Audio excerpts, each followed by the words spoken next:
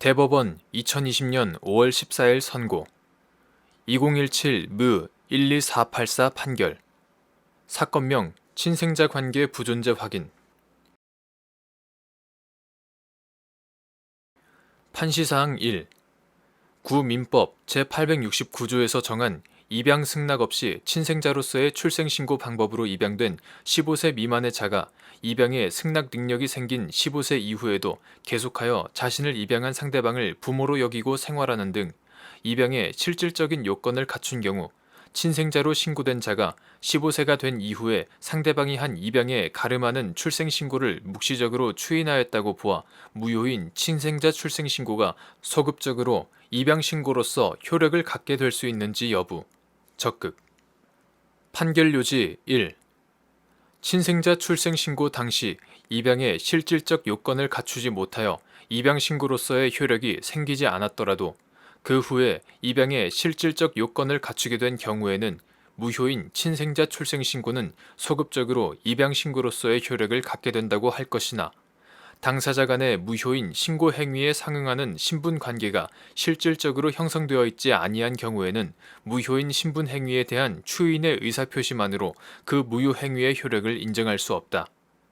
그리하여 구민법 1990년 1월 13일 법률 제4199호로 개정되기 전의 것 제869조 소정의 입양 승낙 없이 친생자로서의 출생신고 방법으로 입양된 15세 미만의 자가 입양에 승낙 능력이 생긴 15세 이후에도 계속하여 자신을 입양한 상대방을 부모로 여기고 생활하는 등 입양의 실질적인 요건을 갖춘 경우에는 친생자로 신고된 자가 15세가 된 이후에 상대방이 한 입양에 가름하는 출생신고를 묵시적으로 추인하였다고 보아 무효인 친생자 출생신고가 소급적으로 입양신고로서의 효력을 갖게 된 것으로 볼 수 있지만 이와 달리 가모, 양육 등 양친자로서의 신분적 생활 사실이 계속되지 아니하여 입양의 실질적인 요건을 갖추지 못한 경우에는 친생자로 신고된 자가 15세가 된 이후에 상대방이 한 입양에 가름하는 출생신고를 묵시적으로 추인한 것으로 보기도 힘들 뿐만 아니라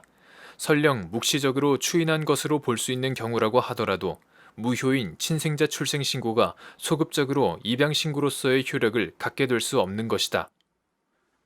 판시사항 2.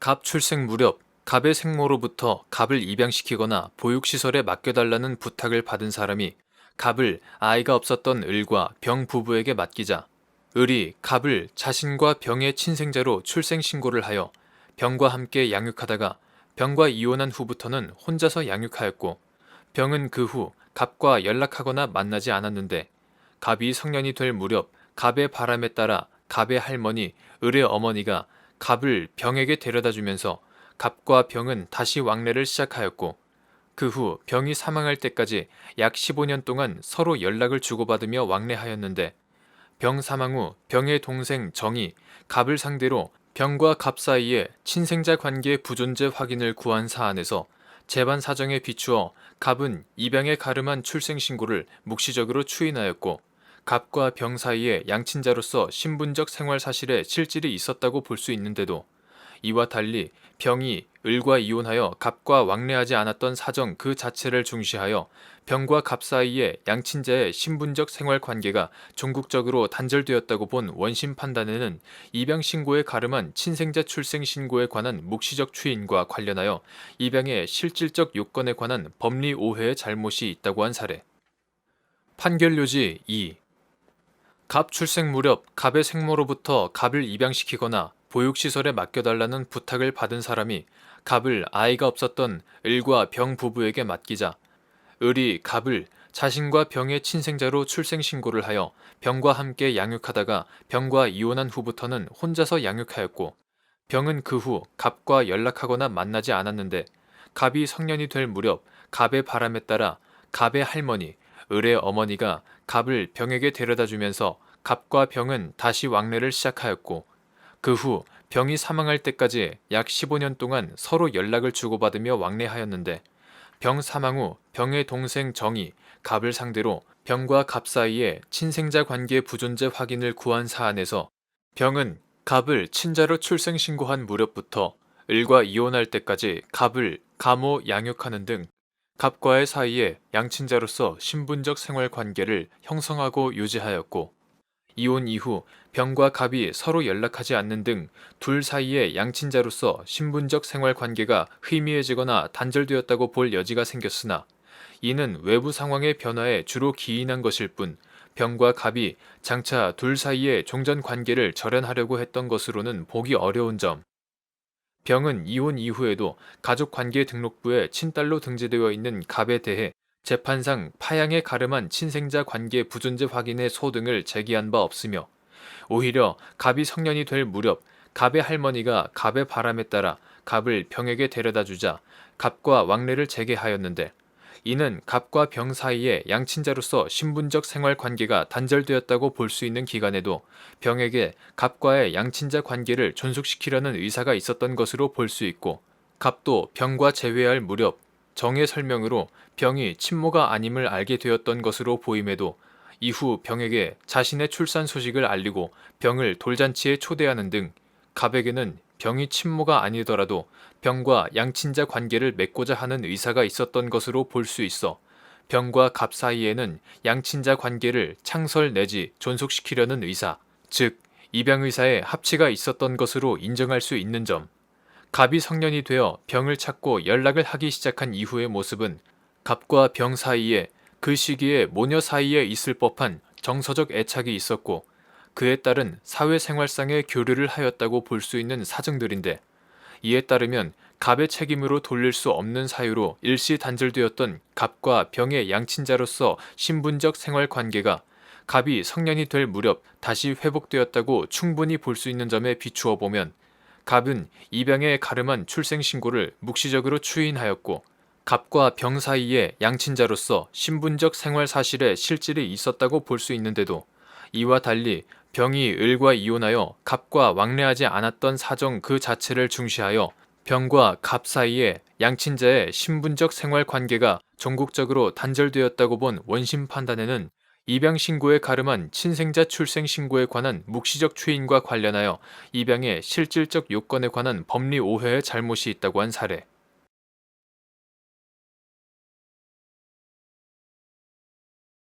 대법원 2020년 5월 14일 선고. 2018무 15534 판결. 사건명 이혼. 판시사항 1. 부모의 이혼으로 부모 중 누구를 미성년인 자녀의 양육자로 지정할 것인지 판단할 때 고려하여야 할 사항. 판결요지 1. 자녀의 양육은 부모의 권리이자 의무로서 미성년인 자녀의 복지에 직접적인 영향을 미친다.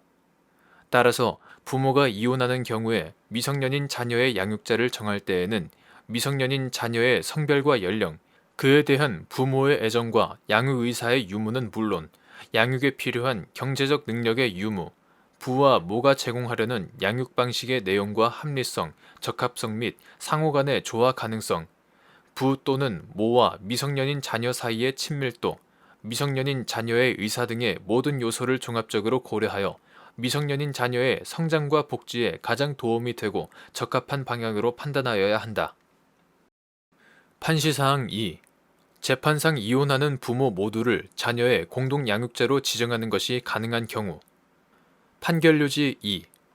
재판상 이혼의 경우 부모 모두를 자녀의 공동 양육자로 지정하는 것은 부모가 공동 양육을 받아들일 준비가 되어 있고 양육에 대한 가치관에서 현저한 차이가 없는지, 부모가 서로 가까운 곳에 살고 있고 양육 환경이 비슷하여 자녀에게 경제적, 시간적 손실이 적고 환경 적응에 문제가 없는지, 자녀가 공동 양육의 상황을 받아들일 이성적, 정서적 대응 능력을 갖추었는지 등을 종합적으로 고려하여 공동 양육을 위한 여건이 갖추어졌다고 볼 수 있는 경우에만 가능하다고 보아야 한다.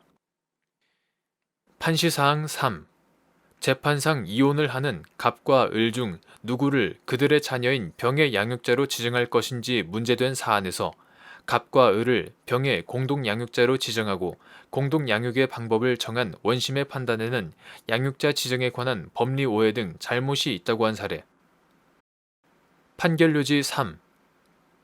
재판상 이혼을 하는 갑과 을 중 누구를 그들의 자녀인 병의 양육자로 지정할 것인지 문제된 사안에서 갑과 을은 계속하여 공동 양육이 아니라 자신을 단독 친권자 및 양육자로 지정하여 줄 것을 청구하였고, 현재로서는 갑과 을이 가까운 장래에 서로 의견을 조율하여 공동 양육과 그 방법에 대하여 서로 원만하게 협력할 것을 기대하기는 어려워 보이며, 설령 갑과 을이 향후 병을 공동 양육하는 과정에서 필요한 사항을 충분히 협의할 수 있게 되더라도 이것이 공동 양육을 통하여 갑과 을의 거주지를 오가면서 부모 각각의 양육에 대한 결정에 따르게 되고, 서로 다른 물리적 환경에 처하게 될 병의 경제적, 시간적 손실과 정서적 불안정을 감소시키는데 크게 기여할 것으로 보이지도 않을 뿐만 아니라, 오히려 일방에 대한 양육자 지정과 상대방에 대한 면접 교섭을 통해서도 공동 양육자 지정을 통해 달성하고자 한 목적을 대부분 달성할 수 있을 것으로 보이는데도, 갑과 을을 병의 공동 양육자로 지정하고 공동 양육의 방법을 정한 원심의 판단에는 양육자 지정에 관한 법리 오해 등 잘못이 있다고 한 사례. 대법원 2020년 5월 14일 선고 2019무 15302 판결 사건명 이혼.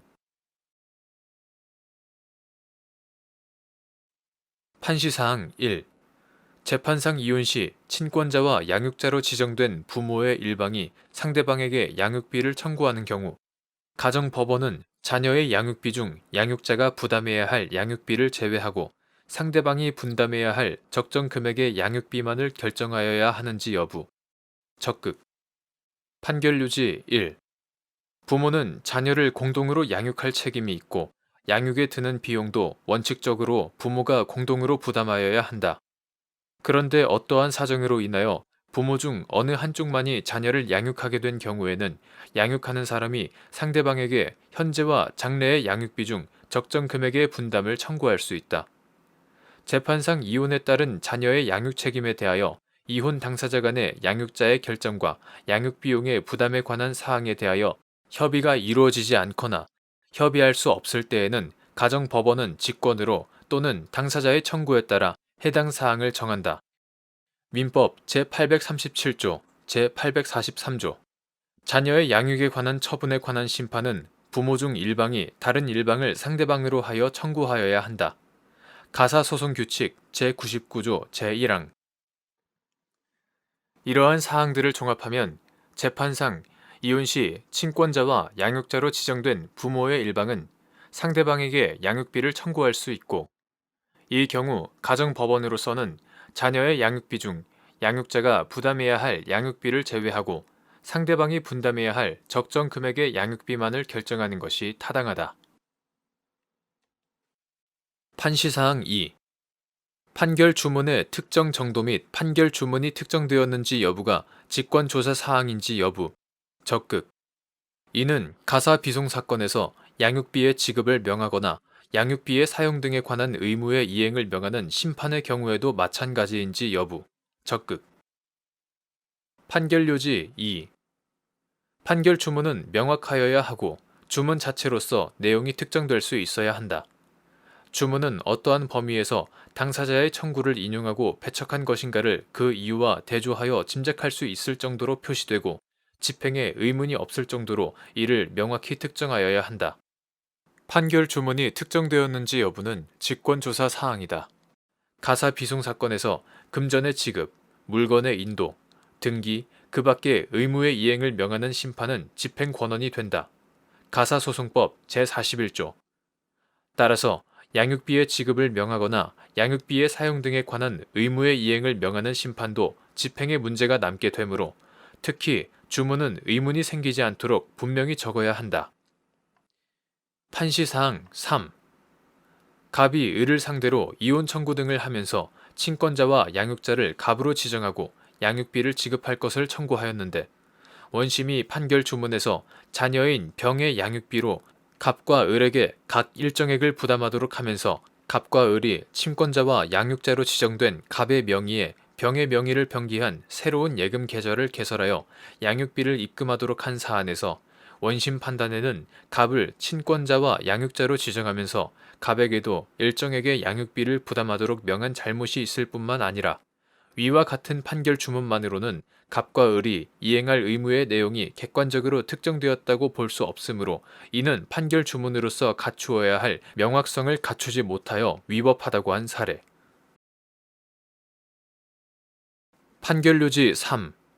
갑이 을을 상대로 이혼 청구 등을 하면서 친권자와 양육자를 갑으로 지정하고 양육비를 지급할 것을 청구하였는데 원심이 판결 주문에서 자녀인 병의 양육비로 갑과 을에게 각 일정액을 부담하도록 하면서 갑과 을이 친권자와 양육자로 지정된 갑의 명의에 병의 명의를 병기한 새로운 예금 계좌를 개설하여 양육비를 입금하도록 한 사안에서 원심 판단에는 갑을 친권자와 양육자로 지정하면서 갑에게도 일정액의 양육비를 부담하도록 명한 잘못이 있을 뿐만 아니라 위 주문에 따르면 갑과 을에게 부과된 의무가 갑 명의의 계좌를 개설하되 병의 명의를 부기하라는 것인지 갑과 병 공동 명의의 계좌를 개설하라는 것인지 원심 판결 이유를 살펴보아도 그 의미를 명확하게 알 수 없는 데다가 병의 친권자와 양육자로 지정된 사람은 갑이므로 을에게는 위 예금 계좌를 개설할 권한이 없는 바 위와 같은 판결 주문만으로는 갑과 을이 이행할 의무의 내용이 객관적으로 특정되었다고 볼 수 없고